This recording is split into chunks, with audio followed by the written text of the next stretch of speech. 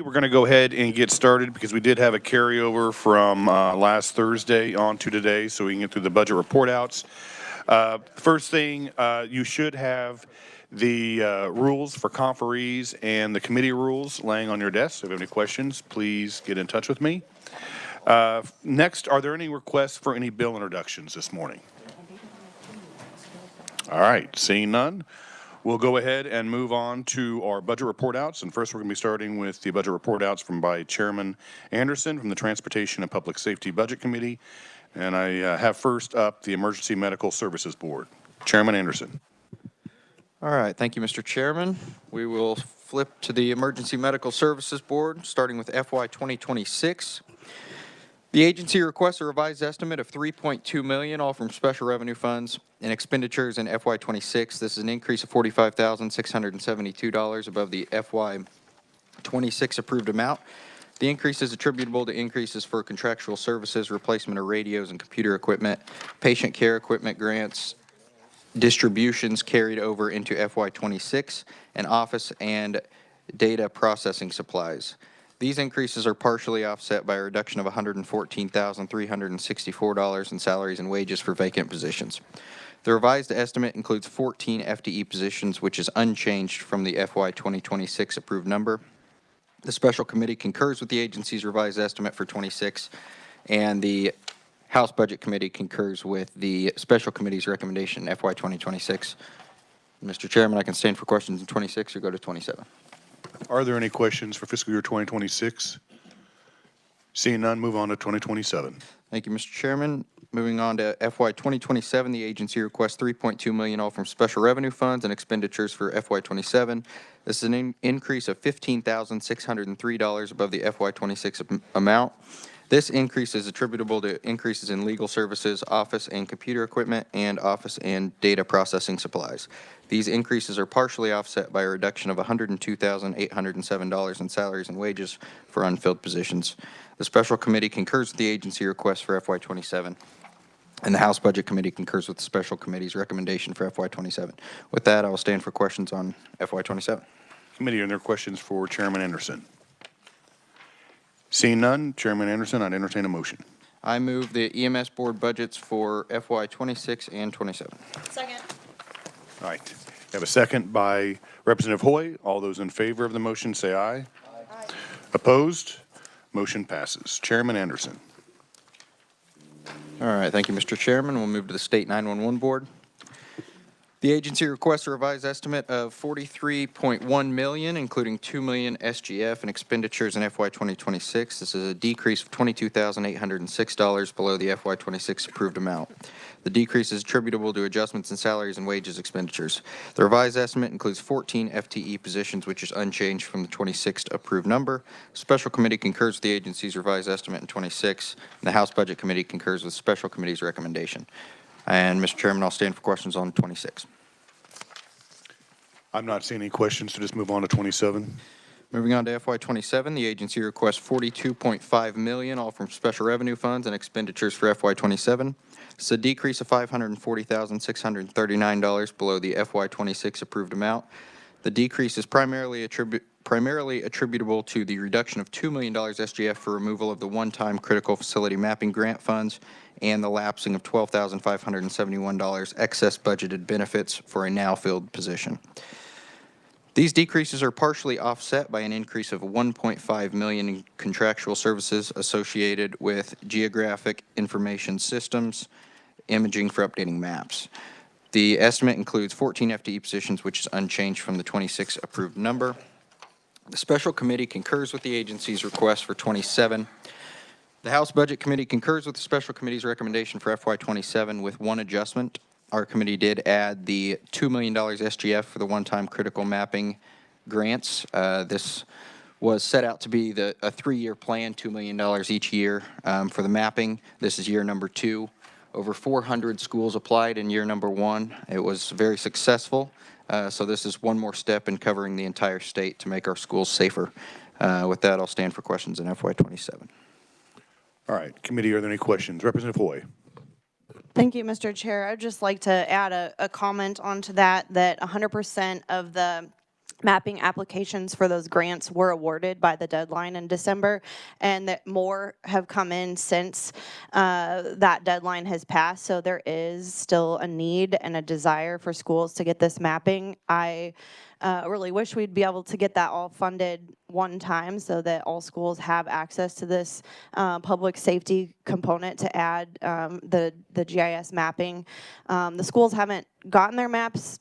Well, at least when we had our hearing last week, they hadn't gotten them yet. So it is still something that I think other school districts are finding out about and figuring out how to pay for long term for some of the upkeep. But I really hope that we will, in fact, ensure that all schools have access to this service and not just some. There's 1,000 left that still need it, and the total cost to finish the project would be $4.5 million. But I do support at least getting the rest of that, all that we can done this year completed. Thank you, Mr. Chair. Committee, any other questions? Representative Steele. Thank you, Mr. Chairman. Can you just explain a little bit more of the GIS? Like, is it going in and mapping every part of their building? In addition, that's what it's doing. Okay. Chairman Anderson. Yeah, so a good way that I try to explain it is like Battleship. So it maps the entire school. So 911, if something happens, a safety concern, it's easy to locate either a problem where students are or an active situation. Representative Steele. Thank you, Mr. Chair. Any additional questions for Chairman Anderson? All right, seeing none, Chairman Anderson. Thank you, Mr. Chairman. I move the State 911 Board budgets for FY 2026 and 2027. Second. All right, committee, you've heard the motion and the second. All those in favor say aye. Aye. Opposed? Motion passes. Chairman Anderson. Moving on to Kansas Seapost.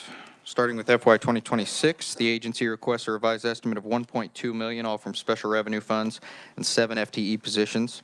In 26, this is a decrease of $6,982 below the amount approved by the 25 legislature. This decrease is largely due to a decrease of $20,046 in salaries and wages in the 25 legislature, the addition of 1 FTE position for a new full-time investigator position the agency did not fill until the end of 25. This decrease is partially offset by an increase of $13,064 in aid to locals expenditures from the Local Law Enforcement Training Reimbursement Fund due to reimbursements to municipal agencies being higher than anticipated. The special committee concurs with the agency's revised estimate in 2026, and the House Budget Committee concurs with the special committee's recommendation for 26. Mr. Chairman, I'll stand for questions. I'm not seeing any question. Oh, Representative Sutton. Thank you, Mr. Chair. Looking at the page 3 on the agency request, I'm seeing some pretty marked increases in capital budget and debt. Oh, wait, which one is that? These color codings are messing me up. Which one is it that's going up there? Is that the state operations? Chairman Anderson. Sorry, I apologize. You say page 3? Yes.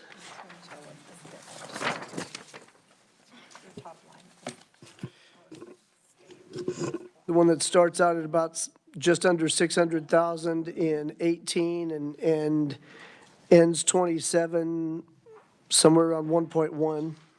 By the color of the line, it looks like it's state operations that you're referring to that's going up. Whichever one that is, yes.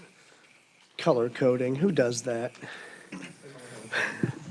Chairman Anderson. Thank you, Mr. Chairman. They added another position, so that spiked that a little bit.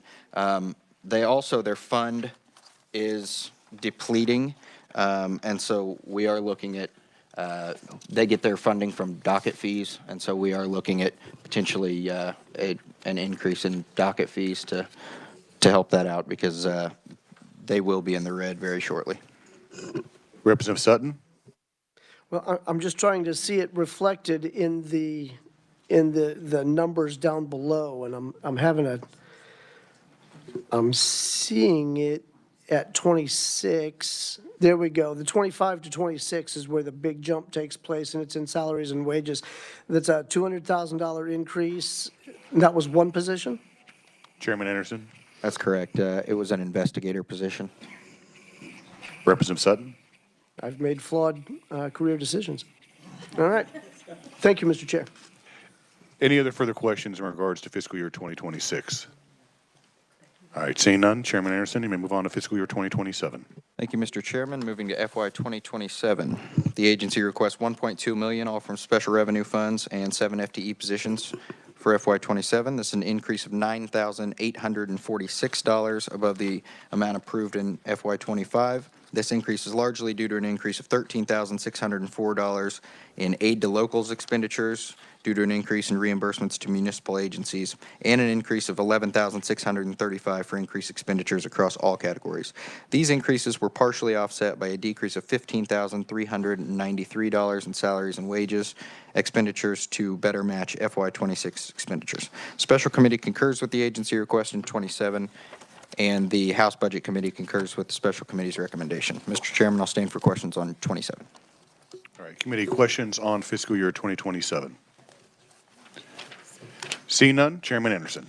Thank you, Mr. Chairman. I move the Kansas City Post budgets for FY 26 and 27. All right, committee, you've heard the motion and the second. All those in favor of the motion say aye. Opposed? All right, motion passes. Thank you, Chairman Anderson. Now we'll move on to Chairperson Moser with the Agriculture and Natural Resources Budget Committee. And the only one you have this morning is the Kansas State Fair. Chairperson Moser. Thank you, Mr. Chair. So the mission of the Kansas State Fair is to promote and showcase Kansas agriculture, industry, and culture, also creating opportunities for commercial activities and providing an educational and entertaining experience that is the pride of all Kansans. The State Fair is the state's largest single event, attracting 350,000 people roughly for the 10-day stint of the fair, plus an estimated 200,000 people throughout the rest of the year for non-state fair events. State Fairgrounds is a very high-profile, very public state entity.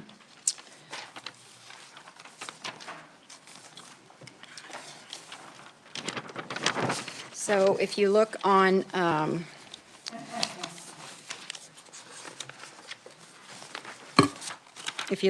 page 2 on the Budget Committee report, the agency requested a revised estimate of $9.5 million, including $635,659 SGF and 27 FTEs. And it's an increase of $457,101, including $270,507 SGF, above the amount that was approved by the 2025 legislature. They requested $250,000 SGF for lighting to complete the lighting project on the State Fair. They requested $20,507 SGF for shuttle and tent reimbursement. As you know, if any one of you attended the State Fair, it was a deluge of rain, and they had to close a lot of their dirt parking lots and work with various entities in Hutchinson to provide parking and transportation to the fair. And then they also asked for $186,594, all from the agency fee and federal funds for other adjustments. And basically, the other adjustments are for salary and wages for temporary employees. And temporary employees are hired by the State Fair from May through October. And there are roughly between 400 and 600 people that they hire for different jobs: State Fair workers, parking attendants, building maintenance, gate workers. So 95% of that money goes to pay those temporary employees. So the Special Committee on State Budget deleted the lighting, the $250,000 for lighting, and they deleted the $20,507 SGF for the shuttle and tent reimbursements. The House Committee concurs with the Special Committee's recommendation in FY 2026 with the following adjustment. We added back, after a discussion about ARPA funds, We added back the $220,300 that was previously approved, and even it was meant for the Emergency Command Center. The fair did not use it for that, so the state has taken it back, but it's still sitting there. And so the committee felt like it should be reallocated back so that the state fair can finish up their lighting project. As you know, guests and staff safety and security is the #1 concern of the state fair when they have people come in for the various activities throughout the year. And basically what this lighting, they're changing their halogen bulbs to LED bulbs. So with that, I will stand for questions on 26. So I have a question in regards to that. Tomorrow, we're going to be having an update on ARPA dollars that are still remaining. And it was my knowledge from when we had the last LBC meeting, when we talked about the ARPA dollars, that it can be reallocated to an agency, but if it was a specific purpose, did it say that it was the ARPA dollars were allocated to the state fair for the Emergency Command Center? And then can we actually change that to the lighting since that was originally state general fund?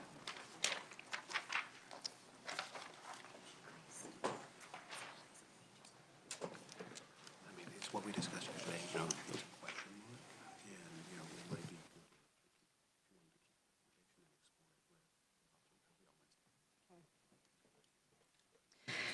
So we did discuss this yesterday, and the first 20-some thousand did go for lighting, but this is an aspect of this budget that I would like to keep open and discuss tomorrow after we have the ARPA hearing to see if it is possible to move it from the ECC to finish the lighting project. So there was a line item under the state fair for lighting under ARPA dollars? I believe so.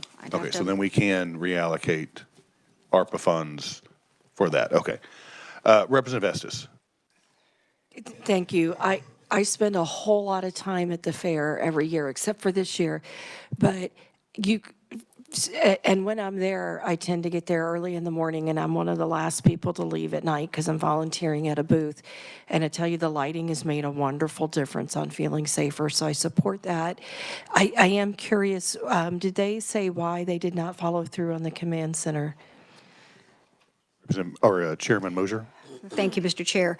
The State Fair tried really hard to get community and other involvement to help match the funds that the ECC was going to cost, and all their efforts were to no avail, and so they have given up on the Emergency Command Center. Well, and I think to elaborate, because we did have an update on this as well in one of the previous meetings, and I think it was supposed to be an effort between the county, the city, the fire department, and then all of a sudden they wanted the state to pay for the whole thing and not have any monetary input from either the county or the city. And there was no way we were going to allocate the funds for an emergency command center when they were going to be utilizing it as well as far as the local fire department, police station, and sheriff's station. Thank you. That makes sense, and it's unfortunate because I have found lost children before, and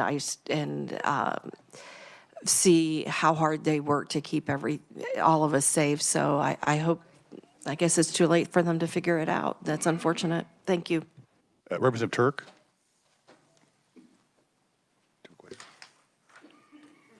Thank you, Mr. Chair. Why did they not, remind us why they didn't allocate this to the Operations Center? What happened to that? Chairperson Moser.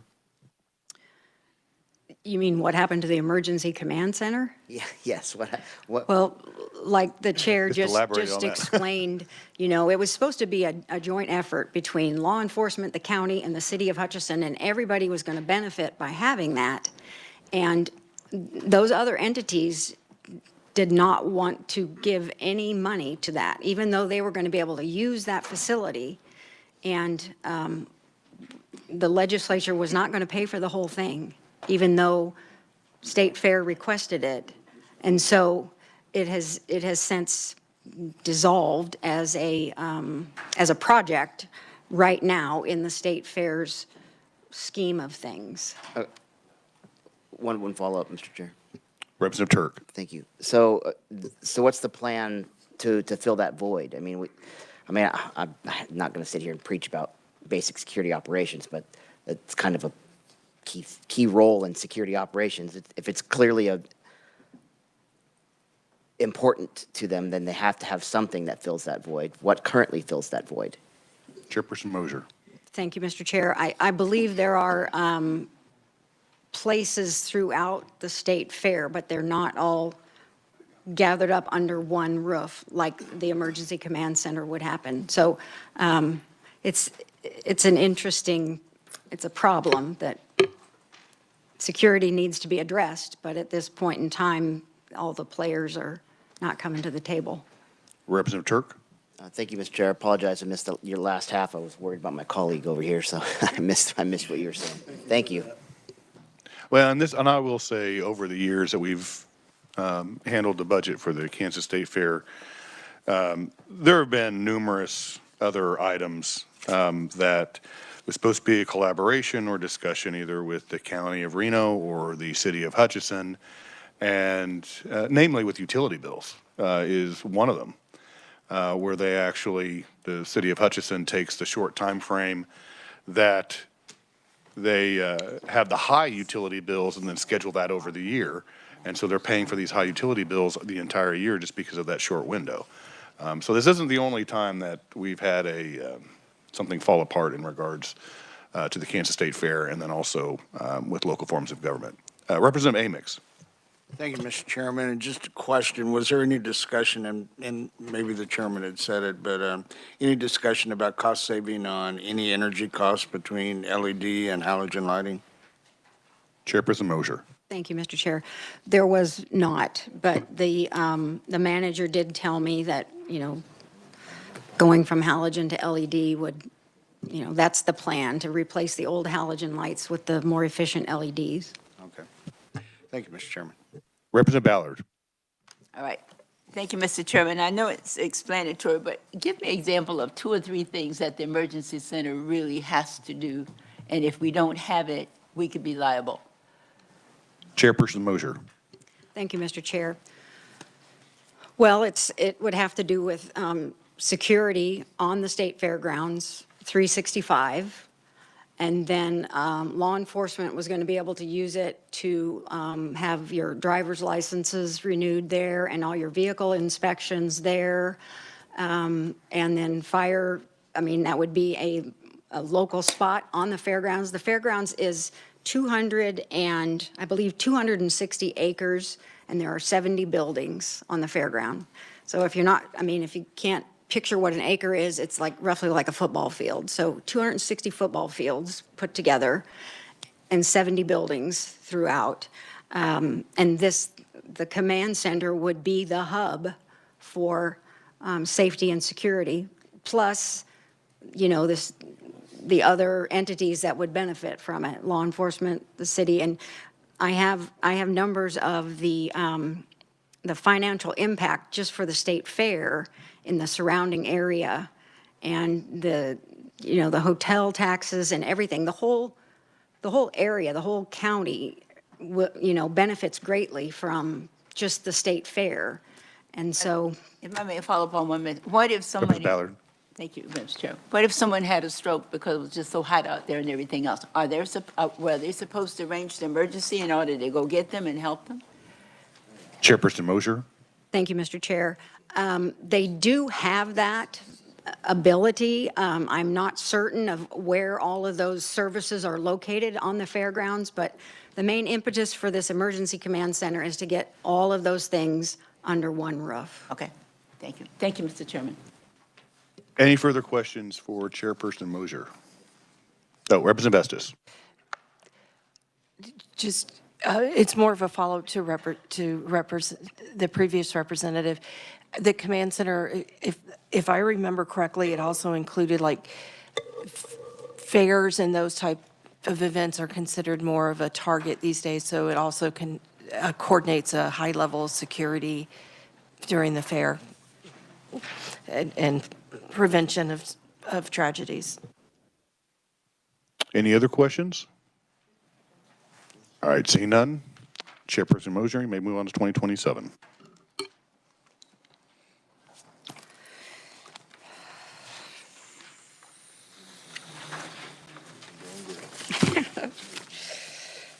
Okay, so the agency requested 9.6 million, including a $750,000 SGF, 27 FTEs. None of that has changed. The revised estimate includes deleting 365,000 and change SGF. They did pay off the Expo Center, and so that debt is gone. And that would be the last one-time payment. They also requested $750,000 for the livestock barn upgrades. And the dairy barn is in dire need of repair. And with the state fair, there are several other entities that are in place now to hold larger livestock shows, and if the state fair wants to be competitive with those, we need more space for cattle and sheep and whatever, and so they were asking $750,000, and that's about half of what the entire project was going to cost. 1.5 million is the tab on it now. And so, and then they also requested the $164,387 for, again, for wages for the temporary employees from that May through October season. So the Special Committee on State Budget deleted the $750,000 for the livestock barn upgrades. The House Committee on Ag and Natural Resources budget concurred with the Special Committee's recommendation with the following adjustment. We would add 400,000 SGF for the livestock barn upgrades, and the language will be so that the state fair has to certify through the State Finance Council before June 1, 2027, that they have secured a match of 400,000 from private funds and possibly in-kind donations. And again, in 2025, the Grand Drive, the 4-H and FFA, 830 kids exhibited 2,052 animals. And in the open livestock division, 545 exhibitors exhibited 5,000. And so again, the committee felt strongly that the renovation needs to get started so that the state fair can compete with other similar entities across the state. And with that, I do have a couple of examples if anyone, is wondering about the matching situation. Last year, the Division of Environment had the KIMES database implementation. That was $425,000, and the Senate requested a special report from them about the underground storage tanks before they could get that money. They provided the report, and the money got released. And last year, Kansas Department of Agriculture, they requested $350,000 for state inspection of harvest plants and custom slaughter plants under the Meat and Poultry Inspection Act. And the feds were supposed to provide 50%. If they did come through, half of that funding that they requested would lapse. So there are organizations that do work hard to prove that, they're invested, and if we can help them out, the committee thought that would be something that we should approach and do. With that, Mr. Chair, I'll stand for questions. You happen to omit that legislators also participate in the livestock Oh, barn. yeah, We have our yeah. legislative showmanship. Yes, yes. Another question that I have, not necessarily on the livestock barn upgrades. Is there a dispute with, we authorized the state fair to retain the sales tax generated within the state fair, but isn't there a dispute either, is it with the county or the city? Thank you, Mr. Chair. I don't think there's a dispute. They get the sales tax and they use it for ongoing maintenance.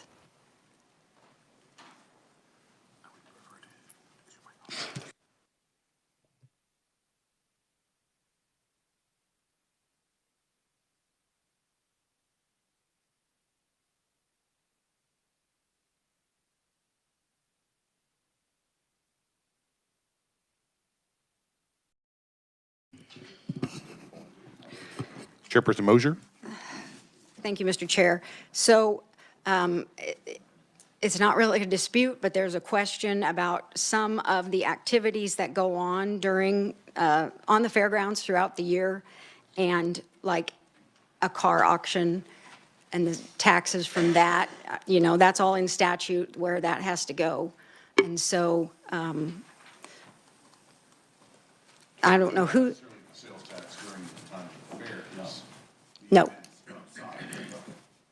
I had read something where there was a dispute on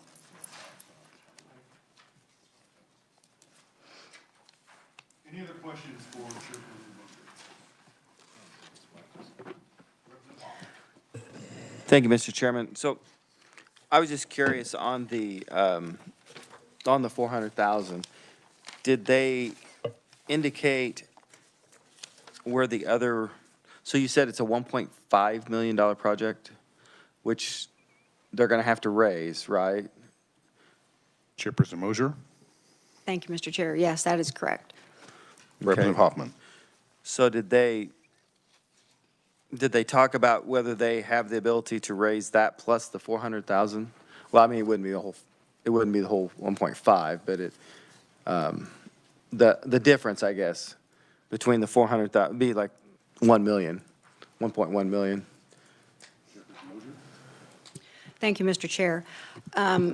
This is a reconstruction project that can be done incrementally. Okay. And so they'll just get going on it, and then, you know, if they need to come back and ask for more to finish, you know, we can ask a match of them again. I Okay. mean, they've got skin in the game. Right, okay, that's what I was wondering if and then,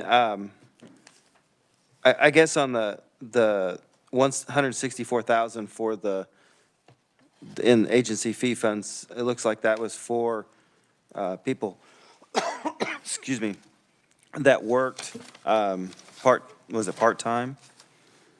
Or, during the fair or after the fair? Do they have the money to cover that cost of for those people? Chairperson That was Mosier? one of their asks, and it was taken out. Thank you, Mr. Chair. All that, the special committee deleted the $750,000 for the livestock barn upgrades. They did not delete that Yeah, money. I'm in from 26, I'm sorry, I kind of went back to 26. 186,594. So that comes out of the fee fund and the federal funds. So that was not deleted either by the special committee.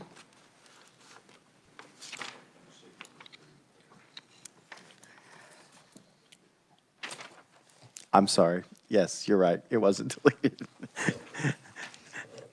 It's Monday morning. Monday on a Tuesday. It's Tuesday morning. Representative Ballard? Thank you, Mr. Chairman. A quick question. The city, it would be fair to say the city of Hutchinson benefits substantially from this. How much money does that city actually contribute? I can't find it. Chairperson Mosier?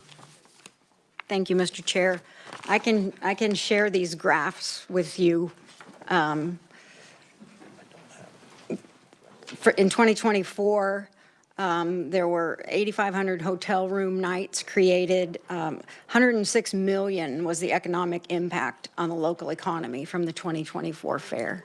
So it's a significant activity.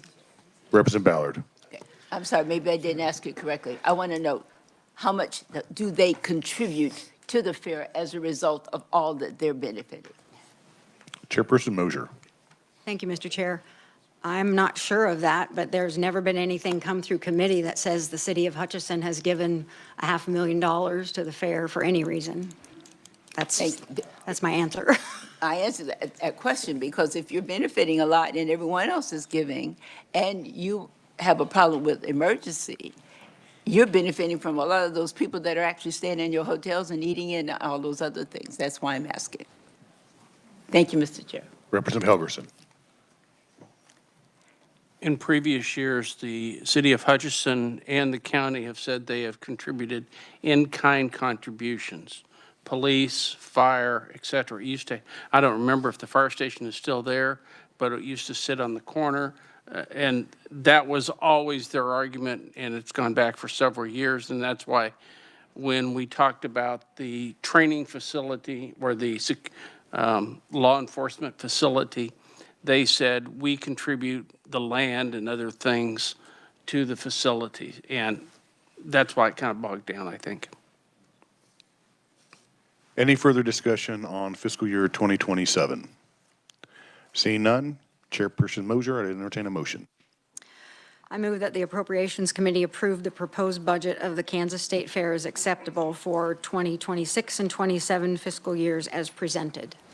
All right, committee, you've heard the motion, seconded by Representative Estes. All those in favor of the motion say aye. Aye. No? Motion passes.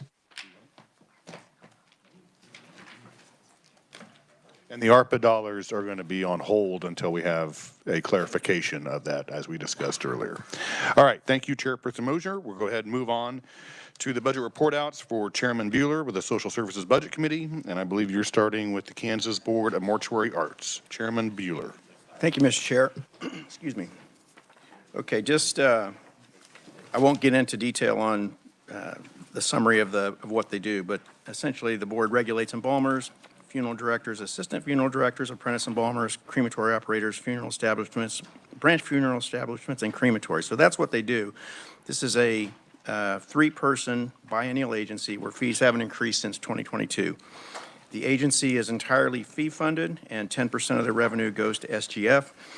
If you're looking through the budget documents, you'll see that they have a cost spike in the 25-26 timeframe. The largest cost drivers that we heard in committee were an increase in OITS service fees, and they've got a new lease rate at Jayhawk Tower. It's a new 5-year lease. So that's what you'll see the spikes in their budget presentation.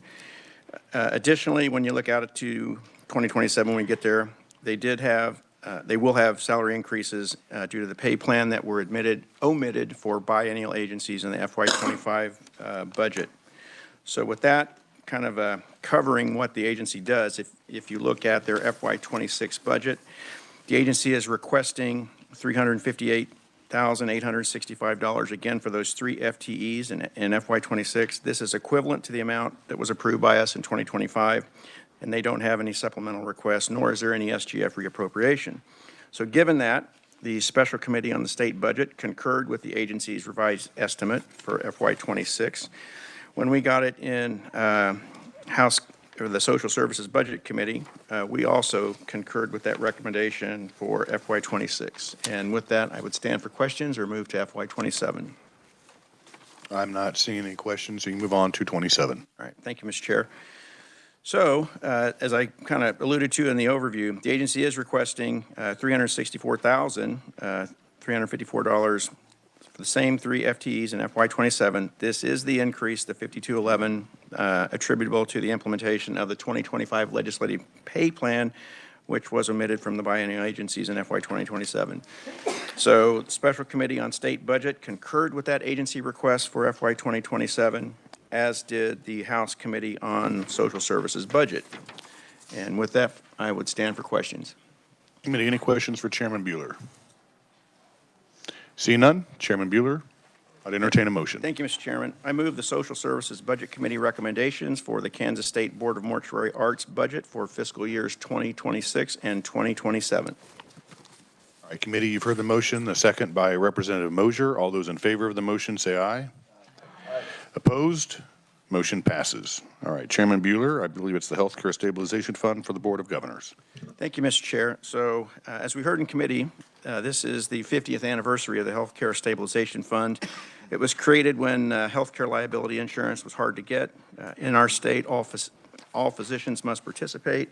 There's a surcharge. It's the equivalent of $500,000 of additional coverage. The agency has 19 employees. They're authorized 21. Just other covering information. Optometrists and APRNs are not in the stabilization fund. And as presented us in committee, we may anticipate seeing 4 pieces of legislation possibly in the 2026 session related to the stabilization fund. Okay, so with that, the Act requires all healthcare providers to have an active license to render professional services in Kansas. And again, as I mentioned, it's the basic professional liability insurance. And 2, there's also a participation, there is a required participation in the Healthcare Stabilization Fund via assessments, also referred to as premium charges. And I think I mentioned there are, or may not have mentioned, there's roughly 22,000 healthcare providers that are part of this plan in the state. Additionally, they had assets of, I think it's $252 million at the end of 2026. A note to the committee is that the claims paid out by this fund are trending upward since 2024. And if you look into some of the detail, you'll find that there are 24 class definitions, distributions, and rates for this fund. So moving into FY 2026, again, it's fairly simple. Agency is requesting a revised estimate of $47.79 million for the 21 FTE positions in 2026. This is a decrease of 0.06%. The agency noted that they were deleting $26,670 for salaries and wages. This is due to 2 vacant positions being budgeted at a lower salary amount. And those were the compliance officer and a compliance auditor.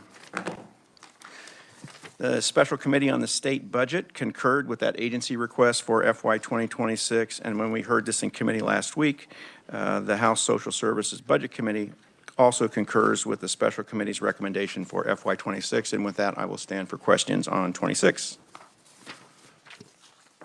All right, committee, is there any questions for Chairman Bueller? All right, see none. Chairman Bueller? Okay, so moving to FY 2027, the agency was requesting $48.5 million, 21 FTE positions for FY 27. This is an increase of $750,000 or 1.6% above the 2025 legislative budget for 26, largely due to medical malpractice claims for FY 2027. This is driven by a rise in claim volume. Open claims started the fiscal year 2025 grew by 3.8%, and new claims opened increased by 11.1%. So when we get to the Special Committee on State Budget, the Special Committee concurred with the agency request with the following adjustments. There was the deletion of $44,000 for all healthcare stabilization fund salaries and wages for FY 2027. So this is a difference from, so the House Committee on Social Services Budget concurred with the Special Committee's recommendation with the following adjustments. We added back the $44,540 all from the Healthcare Stabilization Fund for salaries and wages. We did that because this salary is not SGF. I would say that we did have fairly spirited discussion on this topic in our committee. The vote was not unanimous, but we did in fact vote to add back the salary and wages. And with that, I would stand for questions. All right, committee, any questions? Representative Sutton. Thank you, Mr. Chair. I think the other representative and I may be on the same topic here. Could you talk about the conversation there about deleting salary on one page and then adding it back in on the other page? What was the discussion around that? Chairman Bueller. Thank you, Mr. Chair. So essentially, it was a philosophical discussion. Oh, Lord help us. Yeah. And so in the spirit of being frugal, I guess is probably the best way to look at it. It was when we were out trying to, reduce state spending overall, it was do we really do this? And I think it just got back to this is a fee-funded agency. It does not include any state general fund dollars. They have a healthy enough balance. The amount was not tremendous, but it was the first one where we actually said, okay, we're gonna go against what the special budget committee agreed to, but this was the vote of the committee. I see Representative Ballard shaking her head. Yep, She's that's- smiling, so I'm sure she remembers the conversation. Yes.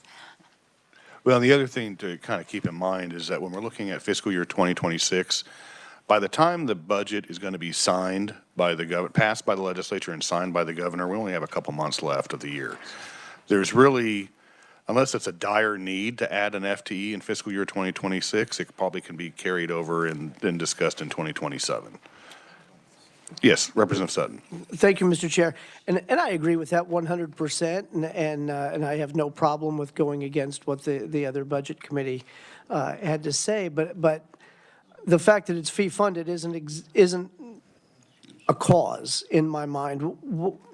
Did we actually add an FTE in 27 that we did not have in 26, or are we just throwing money at it because it doesn't come out of SGF? There's Chairman two. Bueller.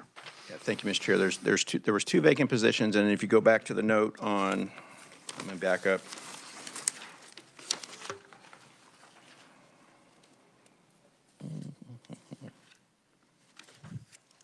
One second, please. Yeah, so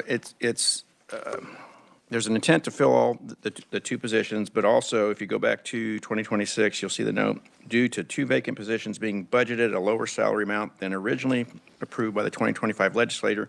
In particular, was a compliance officer whose position was originally budgeted for and has retired and been replaced by a compliance auditor, which is a position with a lower salary. So the intent of the Board of Governors is to fully staff at the 21 where they've been historically, and that's where the change in salaries came from.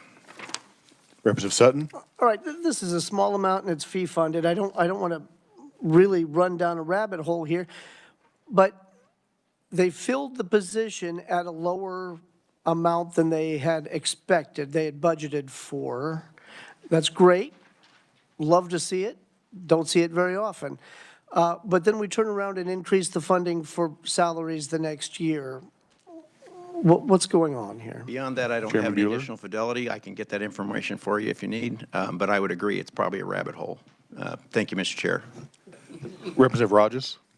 I get to say that. You don't get to say that. Thank you, Mr. Chair. My colleague from Johnson County, I didn't drink his coffee, but we are kind of thinking a little bit alike today on this. The question is on the 25 to 20, whatever, these budgets on the medical malpractice claims, where we approved deleting 1.7 million from the 25 budget. I understand that, but then, and it looks like the claims were going down, but then come back to an increase because of rising claim volume. Did something happen? Because it looked like we were going down, and then all of a sudden going. I basically, it's more of an understanding. I'm not trying to point fingers. It's just like I appreciate the idea of saving where we can, but it seems like with this situation, tort claims, I find it hard to believe that they would go down before and then all of a sudden spike back up. So just maybe the thinking there, the discussion, Mr. Chairman. Chairman Bueller. Thank you, Mr. Chair. I don't have anything, excuse me, other than what the stabilization fund presented, in that their expectation is that the number of claims and the cost is going up. And I think if you look at the last 2 years, that actually is the case. But there was, I don't remember any specific reason for those claims, Mr. Chair. Okay. Representative Rogers. Thank you, Mr. Chairman. Vice Chair Williams. Thank you, Mr. Chair. Okay, so just taking a moment to look at the Healthcare Stabilization Fund balances in light of this conversation. On page 6, we go from 17 million in the ending balance to 53.9 million, which is 216% increase. And you can look above for the revenues, and you can account for 17 million of that. And we've got increases in salaries for an additional, not quite, just maybe 400,000. So what's going on here? Less payouts, less claims? I'm not able to track the additional money. There's like 20 million that I don't see. Chairman Bueller? I don't know that I have that information off the top of my head. We can get that for you. And I don't know that there was a lot of detail presented on, I'm going to cough like Representative Carpenter. I don't know that I have that detail, nor was it presented in committee, but I can get that. Vice Chair Williams? Thank you, Mr. Chair. Just curious, because we have 22,000 physicians or those that are actually using the stabilization fund, which is a lot more than they did in 2022. And so I guess it would be nice to know for us, are there less claims being filed and won? Thank you. Representative Carpenter?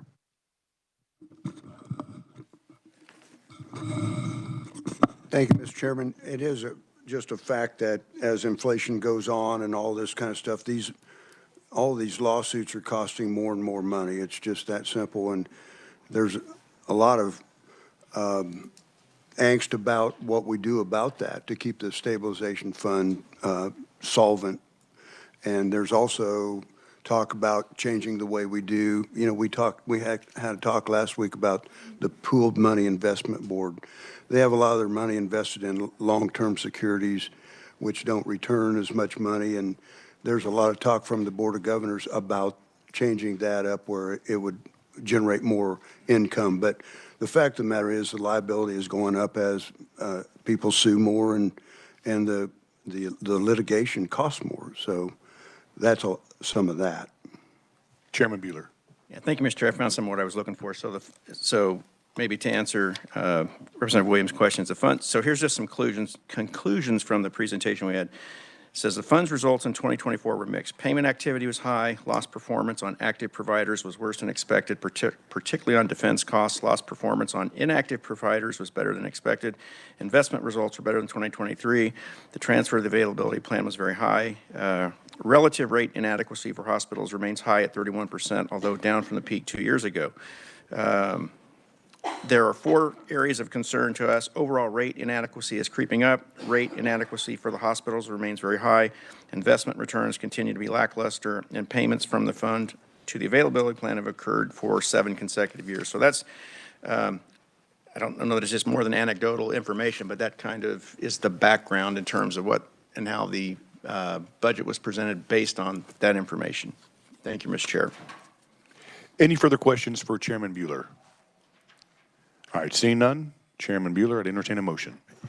Thank you, Mr. Chairman. I move the Social Services Budget Committee recommendations for the Healthcare Stabilization Fund Board of Governors for fiscal years 2026 and 2027 as amended. Amended by the committee, though. So it would just be 26 and 27. Strike the as amended part. All right, committee, you've heard the motion. There's a second by Representative Ballard. All those in favor of the motion say aye. Opposed? Motion passes. Chairman Bueller, Kansas Board of Nursing. Thank you, Mr. Chair.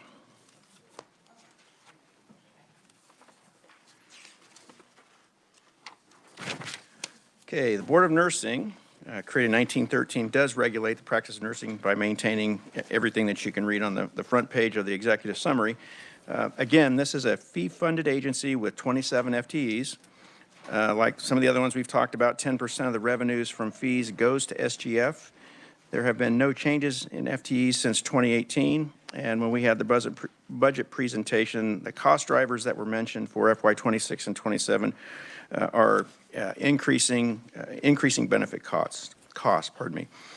Contractual services are also increasing in FY26 and 2027, and that is due to computer software and systems architecture upgrades. Specifically, the system automation that was referenced is the My License Office, or MLO. That's the current system that's used for licensing nurses, migrating to Automation Evoke. So that was presented in committee. Ending balance of the fee revenue fund is roughly, I think, 4.2 or 4.3 million. So that's kind of the starting point for this agency. as we looked at FY 2026, the agency is requesting a revised estimate of $4.2 million, all from special revenue funds, and the 27 FTEs for FY 26. No change from the amount approved by the 2025 legislature, and the special committee on the state budget concurred with the agency's request. When we heard this in committee, the House Social Services Budget Committee also concurred with the special committee's recommendations for FY 2026. And with that, I would stand for questions or move on to 2027. If there are no questions for fiscal year 2026, we'll move to 2027. Thank you, Madam Chair. So moving on to FY 2027, agency is requesting a revised estimate of $4.3 million, all from special revenue funds. Again, it's the same 27 FTEs. The revised estimate is, there's an increase of 43,000 or 1% above the 2025 legislature. This is due largely to an expenditure being inadvertently omitted from the 2025 legislative pay plan. Given that, the Special Committee on the State Budget concurs with the agency's request, and the House Committee on Social Services Budget also concurred with the Special Committee's recommendation for FY 2027. And with that, I would stand for questions. All right, thank you, Chairman Bueller. I will start, I'll go after Representative Wassinger. Thank you, Madam Vice Chair. I'm looking at their fees for nursing. They have advanced practice registered nurse fee and then a registered nurse fee. Does the Board of Nursing require an APRN to apply for both fees, pay for both fees? And is that necessary? Because if you are an APRN, you are an RN.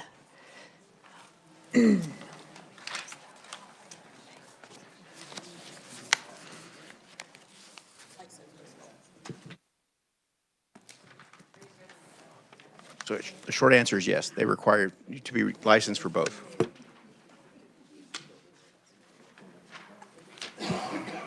Well, as they're talking about this, I will say in Select Committee, there are instances where nurses actually paid both fees. They do pay both fees. And they did receive disciplinary action when they didn't click the right box for the right fee. So at present, if our Select Committee is correct in our understanding, I do believe they pay for both fees. Is that what you all came up with, Chair? And I will say this for the sake of the Appropriations Committee. When we met with the Board of Nursing, I think the term I use is we're not going to go over plowed ground, and that was the Special Committee's work on nursing back in July and September. So we intentionally chose not to focus on that. We did look at their action plan that and I have copies here, but we left that to the Special Committee and just stuck to the budget. all right. Thank you, Madam Chair. Okay, well, I'm going to hop on it real quick just for a moment because I do have a proviso related to it, but I do have before I ask or I share that proviso, I have a question, and it's on page 5, and it shows the salary and wages increase projected for 2027, and that is an increase of 33%. Is that consistent with your other budgets? A 33% increase? Thank you, Madam Chair. I did not run a specific comparison agency to agency. I can do that if you need me to. No, you don't need to do that. All right, thank you. But I just wanted to highlight that that's not a minimal increase. And so I didn't know if that was based on any detailed discussions or just incremental increases over the years. No, there was no specific detail added to that. Okay, just a little item of concern, but I will leave that with the body. I'm going to make a motion. Okay, so, and I would ask for, with this motion, for our revisers to have the freedom, if it does pass, to adjust the language so that it's appropriate. So my motion is that from that fee balance of over $4 million, that we transfer $1 million from that fee fund into a newly created fee fund or newly created fund that would be called the Nurse Fair Treatment and Recovery Fund. This $1 million would be for any eligible claims that were filed with claims against the state for harms that were non-clinical in nature. So that might include any nurse that signed or did not sign a consent agreement, any nurse that was deemed unprofessional with unprofessional conduct, or any other non-clinical issue impacting licensure and or income or professional status. So that is my motion. Is there a second? Second with Representative Wassinger. Discussion. Yes, Vice Chair. Thank you. Ranking. Thank you. Madam Chair, that was a little bit long. I know where you're headed, but would you read it one more time so that I'm really following it? Sure. And I will expand. There was a question to my left here. So the motion would take $1 million from their fee fund, which is over $4 million, and it would transfer it to a fund called the Nurse Fair Treatment and Recovery Fund. The balance would be eligible to those individuals that filed a claim with claims against the state. So those members on the claims against the state would have the opportunity to review their individual claims and ascertain what are those damages. And they would have normally claims against the state that would come out of SGF. We're saying for this first $1 million, it's not going to come out of SGF. It's going to come out of the fee fund, and it would be for non-clinical harms. And I gave examples of what those non-clinical harms might be related to licensure, professional standing or status, and income. Yes. Right. Ranking. Thank you. So, okay, 1 million. And, but then you said that's 400, you said? Well, thank you, Representative Ballard. I referenced the amount that's in the fee fund, and I believe that it's over $4 million. That's in the fee fund. Yes, and so it would just remove 1 million. It certainly does not prohibit the claims against the state from using state general fund for claims, but we would give them 1 million from that fee fund. Representative Ballard. Okay, we would give who that 1 million? The money would go into a fund that remains in the Kansas State Board of Nursing, and it would be available if there were claims that received awards from the claims against the state. Instead of having to award an individual with a harm money from SGF, they would be first awarded out of this $1 million. That was my other question. Okay, thank you, Madam Chair. Yes, Representative. Thank you, Madam Chair. So just so I understand this, so the Special Committee on Claims Against the State would have the ultimate authority to decide how to disperse this money, and they would come to them and say, I've spent this much on legal fees or whatever, or I've been harmed by, inaccurate statements against me. And then that would be the final deal, would be that the claims against the state would decide that.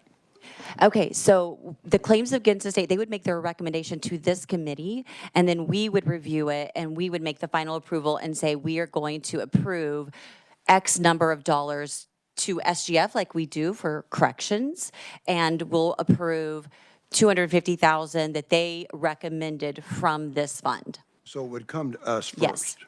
Okay, it would come to this Appropriations Committee first? Yes, so it actually would have 2 looks at it. Okay. Representative Carpenter, any more? No, that's fine. Thank you. Okay. Just need So a 2 clarification. looks. Okay, so we'll go to Representative Tarwater, then Representative Mosier, Representative Estes. Thank you, Madam Chair. I was on that special committee, and I think you're going to need more than $1 million, to be honest with you. And I think, I don't think that anything's improved. I think there were a few outstanding cases when we met the first time that were not cured by the second meeting, probably still aren't cured. At least I haven't heard that they have been. And I would expect some significant changes between now and the end of session. And if not, we're going to have to reserve more. I think that what I would like to see the Board of Nursing do what they're supposed to do, and they need to work for the nurses, not against the nurses. And I would expect them to go back about 5 years and look at all the consent agreements and clear half of them at least, and take them off the national registry that's really hurting these nurses. I also would expect some sort of shakeup in leadership, and I would expect maybe a board member or two to resign, or we're going to take more of the money by the end of the year. Thank you. And we will have another opportunity when we put the budget together. If there is a desire to change that number, it could be adjusted at that time. And then Representative Carpenter does have a bill in his committee that addresses many of these items. Representative Carpenter. Thank you, Madam Chair. We do have a bill that addresses expungement, many of the things that you mentioned. We will hear it next Wednesday, a week from tomorrow, next Wednesday. And so a lot of those items that you mentioned that came up in the special committee, folks have been working on for ever since that time. And it addresses all the things that you said. And with that, if the bill successfully makes it out of Representative Carpenter's committee, we'll have also a fiscal note attached or some idea of what's in the bill completely that would potentially have an additional cost to it. And we may want to look at that and adjust funds based on potential costs from that bill. Representative Mosher. Thank you, Madam Vice Chair. My question kind of is similar to Representative Tarwater's. I was wondering if this was a one-time deal, or will it be added to every year or every other year? So as you know, provisos only last for the year in which we place them. So the fund will be set. And if we want to continue, I believe since it's a proviso, we would have to add it to our budget language every year. The balance of that fund would be stipulated, and I'm going to ask the revisor, if the balance is not used in fiscal year 2027, would it be divert back to the fee fund, or would we have to reappropriate that? And I'll ask Jill. So to me, the motion was just for fiscal year 27. So since they're a special revenue fund, the money would remain in there unless we're giving specific instructions to transfer it back, but it would still remain in the Nurses Fair Treatment and Recovery Fund under the Board of Nursing in a special revenue fund. Okay, and that's good. I didn't know that it would, if it would transfer back to the other fee fund, but it won't. Okay. Representative Estes. I like the idea of taking the money not from SGF and from where it caused harm. Then I sat back and I thought about it a little bit more, and it's like, well, nurses are the ones who have created that fund, so we're paying them back with their own money. But my comfort level with it depends on the scope of the problem, which I think the first questioner had, that how many nurses do we think this is? And could you give us a little bit more specific about what we pay back? Or are we also including lost wages because someone was inappropriately didn't get their license, and that then there were a number of years they couldn't work? Can you help paint that picture of what all that covers? And how many people we think this impacts. Sure, and I'll first answer your question about the fund. I think it's the best location to pay back those nurses because they do have a balance. They have been harmed with their own fees. Sometimes they duplicated fees and were still deemed unprofessional conduct, and they're on these databases. If you look at the databases, which are public record, you're going to find thousands of names on those databases. Many of them relate to licensure not being, the renewals not being processed on time.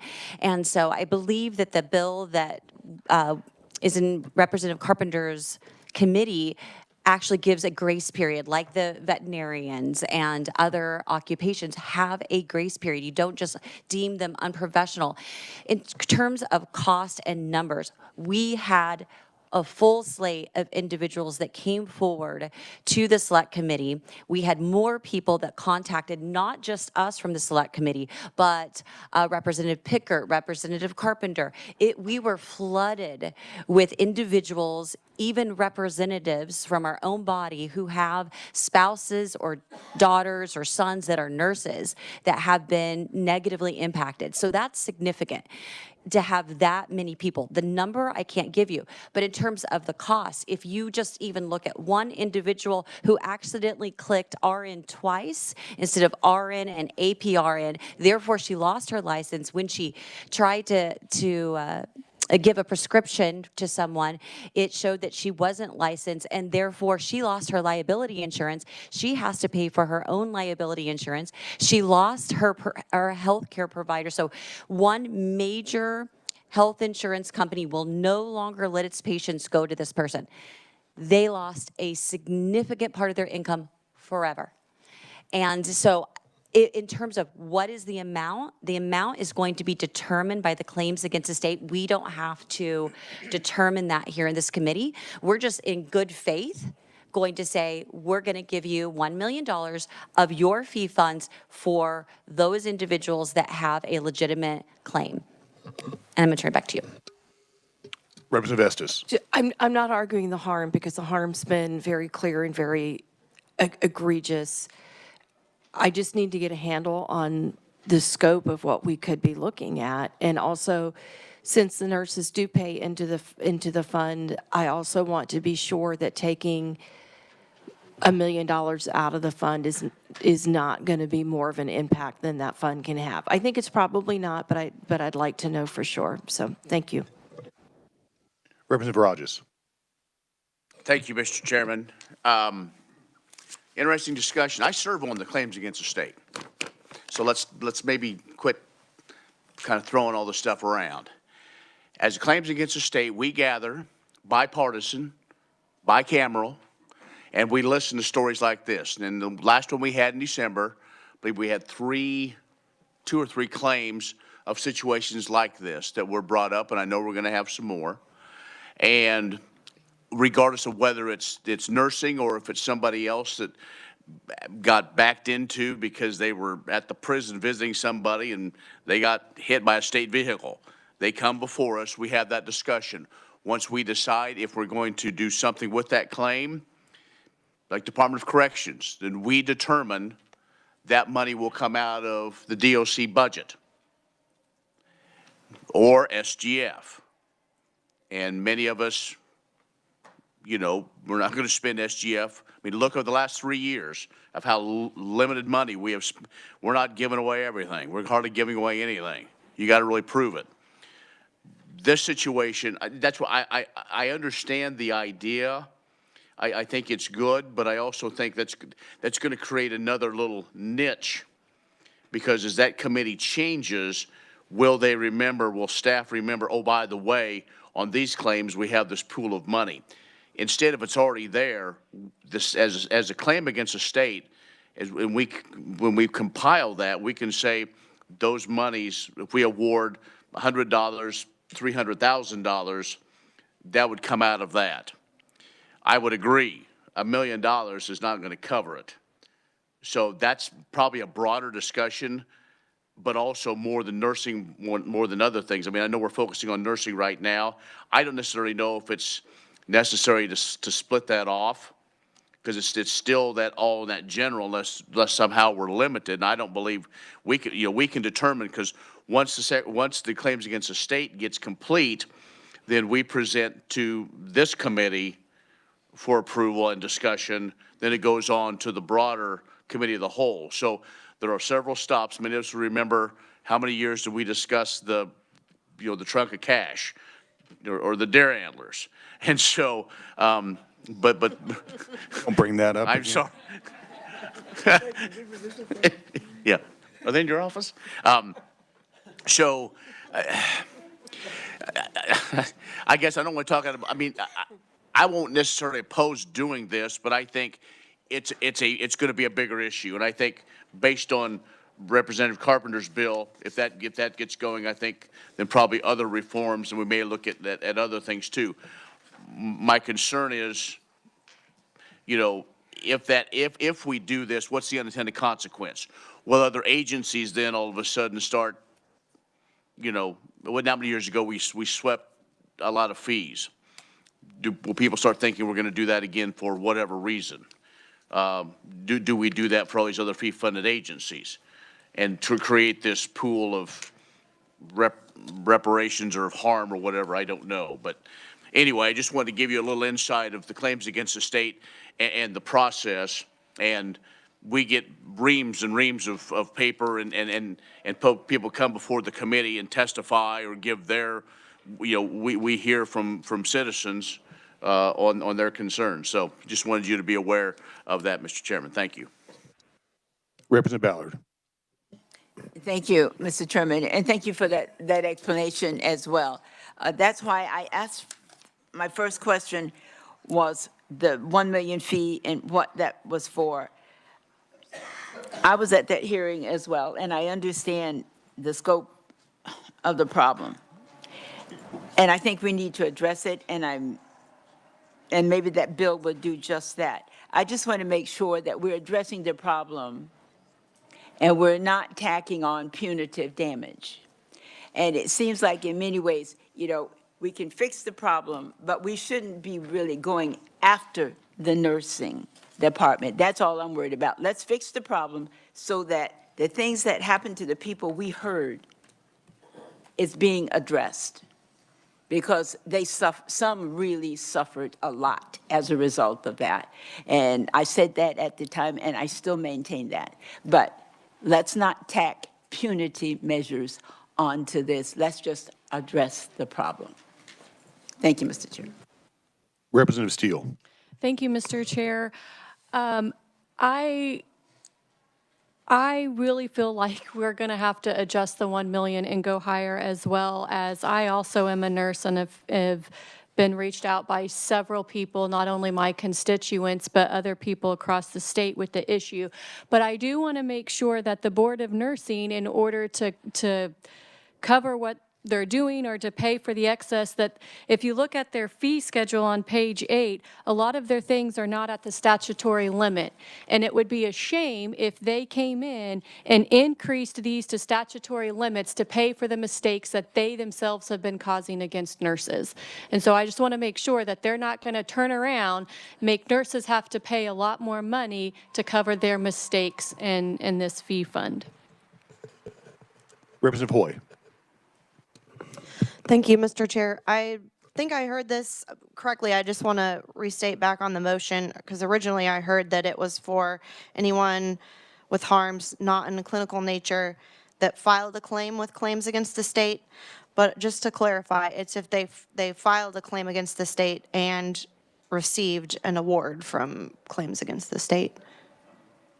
Vice Chair Williams. Yes, absolutely. They have to receive an award. We have to approve that. And then, of course, as you mentioned, it goes to the final passage of the bill. Thank you. Representative Hoy. Thank you, Mr. Chair. And I think I agree with the notion. I don't believe that this is necessary to split this off if we're, as a state, are on the hook for claims against the state. we have to pay for that. If for some reason it would create more than we can afford, then we could look at this, but I don't think this is necessary. And I do just want to add on the notion that the Board of Nursing is there to serve the nurses. We absolutely expect good customer service, and they do need to do a good job, but the Board of Nursing exists to protect the consumer and the patient. It's very important that nurses are licensed on time, and they need to do a good job of that. But there are so many other consequences to those of us who are patients, also to the providers, if there are nurses who are in fact practicing without a license. That can create issues if there is a malpractice that occurs in that time, because some insurers don't cover those individuals if they're not licensed. So I do think this is has led to a path to get better customer service out there, but I don't see the need for this fund. Thank you, Mr. Chair. Representative Helgerson. Well, I may be the only one that was not been briefed or discussed this with many of my constituents, but I think we're putting the horse before the cart. I think the representative's motion has some validity, but I don't think it's directed in the right way. We periodically, as was mentioned, will rob the funds and put it in the state general fund because we need the funds. The intent is to come up with SGF dollars. By tacking on an additional fee, all we do is make it more cumbersome right now. And I say right now. Let us go through the committee process and get the recommendations from the subcommittee if they find out any information, or from the committee that has the bill, and let them give us the recommendations, and we make one decision at that time about how we fix the whole board. You know, if I hear the things that are going on in this board, it's not the fee agency that's the problem. There are some real structural problems that have to be addressed. So while I have sympathy about the motion, I'm going to vote against it, or urge the author of that motion to withdraw it temporarily until we get a little bit more of the committee process in place. Representative Estes. Thank you. I'm wondering if the author of the motion would be willing to add into their kind of a freeze of the fees without legislative approval. Just because I do worry that the nurses might get stuck with this, and we're trying to make them whole. I think the intent has a lot of merit, but that is a kind of a loophole that could get used against them. Vice Chair Williams. In answer to that, there are statutory limits to all of our fees, and so they have those limitations on there. They cannot just go beyond those statutory limitations, and we do approve fees. I mean, at least they're in the budget. We have an opportunity to look at it, but there are limits, and I don't know, we'd have to look at theirs. Yeah, they have statutory limits on all of those fees. And so if they were to do something egregious and increase fees in the name of replenishing this fund, then we could come back the next year and correct that situation, because that would not be in good faith if they did that, considering the fee balance. I'm not proposing this lightheartedly. They have a substantial fee balance. Representative Estes. And I appreciate that, but I think the nurses have been through so much that I'd love them to have the language beforehand that protects them, because yes, many of them are below that limit, and I just think it's a guardrail that helps cut that off at the head. Representative Amix.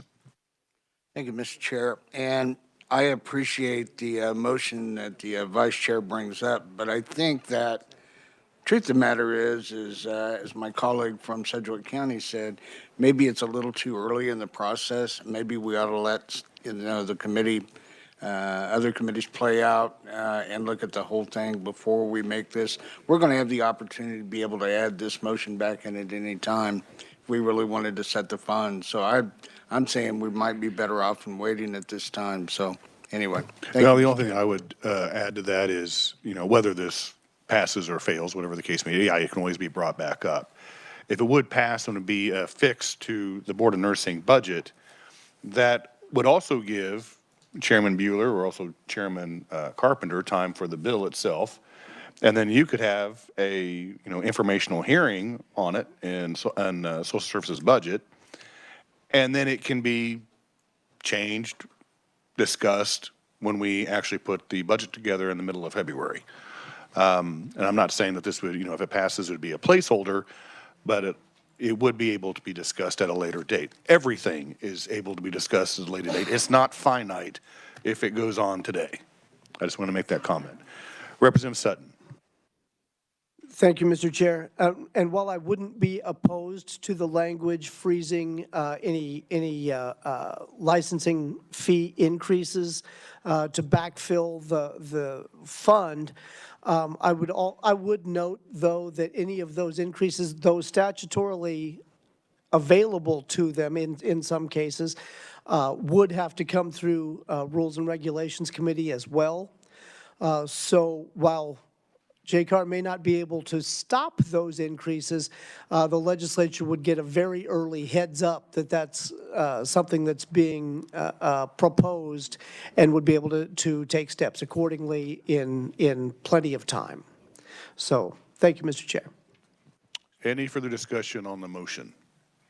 Seeing none, Vice Chair Williams, you may close. Okay, before I close, I would say that I like the friendly amendment, which says for fiscal year 2027, any nursing fees shall not be changed, updated, or increased. They can go down, but they can't. So I think that would just be for fiscal year 2027. If that's okay with the yes, second. with the second. Wassinger agrees with that motion. Okay. So that's the friendly amendment. And so let me close by saying a few things. First of all, by establishing this fund, we are not establishing a new fee. That was mentioned, and we're not establishing a new fee. By establishing this fund, we're also recognizing our nurses and signaling to them that there is money available for them if they should pursue a claim. In addition, the $1 million is the starting point, but if there were claims that exceeded $1 million in fiscal year 2027, SGF could be used. So there is a natural remedy for that. The other concern is it only lasts for 1 year. It's fiscal year 2027. I didn't offer it for fiscal year 2026, and it sounds like there are several claims already in the queue in fiscal year 2026. So had I thought about that or known that, that might have been a really good option, but this is only fiscal year 2027. And it's not punitive in nature to want to take the dollars from the entity that is closest to the nurses and that the nurses paid into. It's not meant to be punitive, it's meant to reconcile. And the only final thing I would say is this actually goes hand in hand with the bill. Regardless of what the bill's contents are and how it moves through the chambers, it's our job and our responsibility to manage these fee funds and to hold back appropriate dollars that we believe are in the best interest of Kansas. In this case, it would be our Kansas nurses that have experienced harms, if deemed so by the appropriate claims against the state and then us. So with that, Mr. Chair, I close. All right, committee, you've heard the motion. All those in favor of the motion say aye. Aye. Opposed? No. The ayes appear to have it. The ayes do have it. Motion passes. We're back on fiscal year 2027. Is there any other discussion? Representative Hoy. May I have my vote recorded as a no, please? Yes, Representative Hoy would like to be recorded as a no. All right, any further discussion on fiscal year 2027? Seeing none, Chairman Bueller. Thank you, Mr. Chairman. I move the Social Services Budget Committee recommendations for the Board of Nursing for fiscal years 2026 and 2027 as amended. Is there a second on the motion? Seconded by Representative Getz. You've heard the motion in a second. All those in favor say aye. Opposed? Motion passes. All right, now we are on the final budget for today, and that is the Board of Pharmacy. Chairman Bueller.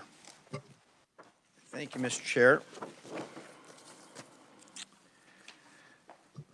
Okay, Board of Pharmacy is 100% fee-funded, and K-Trax has also received funds from the Kansas opioid settlement, litigation settlement administered by the Kansas Attorney General in terms of $200,000. That's where the funding comes from. The agency has a history since 2021 of delivering at or below budget. There are no SGF, no reappropriated funds. FTEs are constant at 19. As we went through this budget, the agency talked about possibility of 3 pieces of legislation, which would be an update to the Kansas Controlled Substance Acts, sterile and non-sterile compounding, and another one might be on unused medical donation programs. So that's kind of what we can expect from a legislative standpoint, in addition to what the agency already does. So for FY 2026, the agency is requesting $4 million, including $3 million from the State Board of Pharmacy Fee Fund, 19 FTE positions for FY 26. It's a decrease of $123,000 or 3% below the 25 legislator amount and 1 FTE position. The decrease in funding is primarily attributable to a decrease in computer software maintenance. And I think it was actually, I went back into my notes, it was the NARCS Care software that was not renewed a year ago. The decrease in the 1 FTE position is attributable to the board discontinuing a senior administrative assistant to increase the salary and qualifications of a compliance officer and a licensed pharmacist. So with all that, the Special Committee on State Budget concurs with the agency's revised estimate for FY 2026, and as did our House Committee on Social Services budget. We also concurred with the Special Committee's recommendation. And with that, I would stand for questions or move on to 2027. Committee, are there questions on fiscal year 2026? All right, seeing none, you may move on to fiscal year 2027. Okay. In FY 2027, the agency is requesting a revised estimate of $3.5 million, 19 FTEs. So the big thing on this, there's a decrease of $554,000 below the amount approved by the legislature. The decrease in funding is primarily attributable to the cancellation of the Harold Rogers Supplemental Grant, which funds the Gateway Program. The Gateway Program is an integrator that's used in K-Trax. K-Trax will still be operable, but that integrator has only been funded via federal funds or grants over the last few years. The Gateway integrator, they will have that through the end of April this year. The agency is continuing to look for additional federal funds or grant funds to keep it alive. So that was really kind of the big discussion in committee. There was actually some discussion whether or not the state should jump in and replace that Rogers grant fund with SGF, and ultimately the committee decided not to do that. So as it relates to FY 2027, the Special Budget Committee concurs with the agency request, and our committee also concurred with the Special Committee's recommendation for FY 2027. And with that, I would stand for questions. All right, committee, are there any questions? Representative Carpenter. Thank you, Mr. Chairman. Although I do appreciate the committee's not funding that $550 million, K-Trax continues to be an incredible asset to our state in preventing opioid addiction and all kinds of stuff like that. And they've done an incredible job of not, since, if you remember, Mr. Chairman, back when I funded it with SGF dollars back in, I don't remember when, before the Stone Ages. But anyway, they are a valuable asset. $550 million they have gotten. We have put no SGF money in there for, I don't know, 4 or 5 years. So if that comes about, I would think that we would step up and realize the value of K-Trax and preventing addictions and all that kind of stuff and fund that. I'll just tell you that right now, and I'll get off my soapbox. Thank you. Representative Ballard. And I will agree with that. I think we remember when we did it before, and I remember, Chair, you said you'll have to find other sources, and Ms. Blasi did. She found other sources, wrote grant after grant after grant for years, got this off the ground. And maybe they'll get this other grant, maybe they won't. But they have earned it. They are making a difference, and she has worked extremely hard to keep grant money in that fund. And I would like us to support that. Thank you, Mr. Chair. Any further discussion on fiscal year 2027? Seeing none, Chairman Bueller, I'd entertain a motion. Thank you, Mr. Chairman. Representative Carpenter. Apparently, I misspoke and was talking 554 million. I meant 554,000, so sorry about that. Thank you for the clarification. When you said that, I was like, geez, wow, okay. Was brought to my attention, but anyway, okay. Thank you. Sorry, Mr. Chairman. Now, Chairman Bueller, I'd entertain a motion. Thank you, Mr. Chairman. I move the Social Services Budget Committee recommendations for the Kansas Board of Pharmacy budget for fiscal years 2026 and 2027. All right, committee, you've heard the motion, seconded by Representative Ballard. All those in favor of the motion, say aye. Opposed?